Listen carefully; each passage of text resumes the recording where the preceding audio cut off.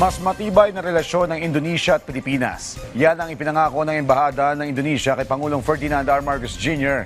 kasunod ng pagbisita nito sa naturang bansa. Ang detalye sa ulat ni Bien Manalo.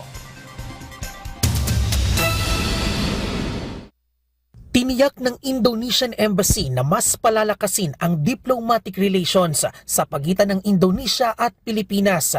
Ilan sa bibigyang prioridad ang political and security, socio-cultural, people-to-people exchange at sektor ng turismo. Base na rin ito sa umiiral na Philippine-Indonesia Plan of Action 2022 to 2027 na nilagdaan ni Pangulong Ferdinand R. Marcos Jr. sa kanyang state visit sa Indonesia noong 2022. May scholarship din anila ang gobyerno ng Indonesia na pwedeng ma-avail ng mga Pilipino na nais mag-aral sa kanilang bansa.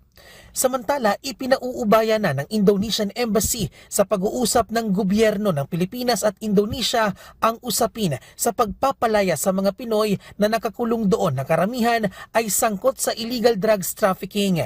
Closer interaction with people-to-people relations and better communication so that we can understand each other, and of course enhancing the level of any professional relationship that we have. Iginiit naman ng embahada na nananatiling mapayapa ang kanilang bansa sa kabila ng nangyaring kilos protesta roon kamakailan. Hindi rin anila ito nakaapekto sa sektor ng turismo at maging sa ekonomiya ng bansa.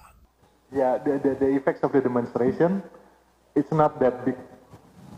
So the tourism is normal, the economy is getting normal now. Target ng Indonesia na mapalago sa 5.2% ang kanilang ekonomiya ngayong 2025 at 5.12% naman hanggang sa second quarter ng 2026.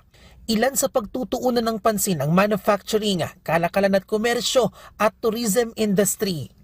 Pag-iibayuhin din ng investment at paglikha ng trabaho na magpapalago sa ekonomiya ng bansa, alinsunod na rin sa adhikain ng gobyerno na Golden Indonesia 2045. Bien Manalo para sa Pambansang TV sa Bagong Pilipinas.